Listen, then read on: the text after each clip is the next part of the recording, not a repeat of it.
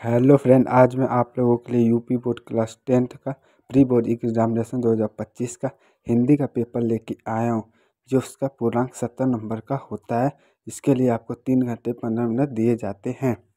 आपके पेपर में 20 क्वेश्चन बहुविकल्पी होते हैं, जिसमें खंड अ है बहुविकल्पी प्रश्न। पहला है पंच परमेश्वर कहानी के लेखक हैं। दूसरा है सरस्वती पत्रिका किस युग की पत्रिका है। तीसरा है आकाशदीप की रचना विधा है। चौथा है मैला आंचल के रचनाकार हैं। पांचवा है शुक्लोत्तर युग के लेखक हैं।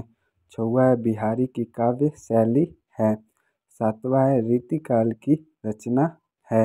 उसके बाद आठवां है महादेवी वर्मा कवित्री हैं। उसके बाद नौवां है भक्ति काल की रचना है। 10वां है रसखान किस काल के कवि थे। 11वां है ब्रज के बिहारी लोग दुखारे पंक्ति में रस है। 12वां है निर्मल। 13 नील अमृत के सम उत्तम पंक्ति में अलंकार है। 13 है रोला किस प्रकार का छंद है। 14 उपनगरम में मूल शब्द है। 15 मीनाक्षी में समास है। 16 निम्नलिखित में तद्भव नहीं है। 17 तम का विभक्ति एक वचन बताइए। 18 वाक्य में उद्देश्य के विषय में जो बात की जाती वह कहलाती है। 19वां वाच्य के भेद नहीं है। 20वां हिंदी में पदों की संख्या होती है।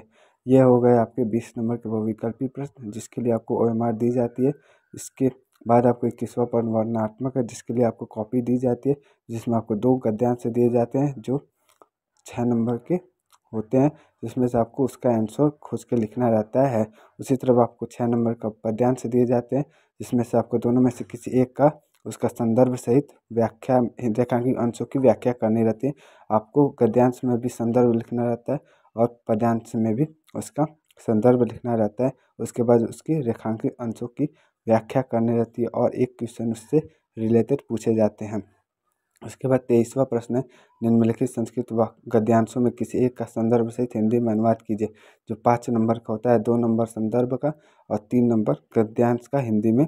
इसमें भी आपको 2 गद्यांश देते हैं, जिसमें से किसी एक का आपको संदर्भ सहित उसका हिंदी में अनुवाद करना रहता है। उसके बाद 24 है निम्नलिखित श्लोकों में किसी एक श्लोक के संदर्भ सहित हिंदी में अनुवाद कीजिए। क और ख है, इसमें जो 5 नंबर का होता है, इसको भी श्लोक आपको संदर्भ सहित हिंदी में करना रहता है किसी एक का। उसको 25 से आपने पथित खंड काव्य के प्रमुख पात्र का शरीर चित्र या स्वपथित खंड काव्य के तृतीय संघ का सारांश तीसरा। उसके 26वां निम्नलिखित रचनाओं के लेखक का जीवन परिचय और रचनाओं का नाम लिखना है।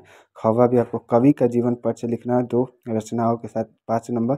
27 अपनी पाठ्य पुस्तक के कंठक एक श्लोक लिखना है जो इस प्रश्न पत्र में 9 आया 2 नंबर। भाई की शादी में सम्मिलित होने के लिए प्रधानाचार्य को अवकाश। उसके बाद किन्हीं 2 प्रश्नों के उत्तर संस्कृत में लिखना है 9 नंबर। और उसके बाद 30 नंबर आपको एक निबंध लिखना है जिस टॉपिक दिया गया 7 नंबर का।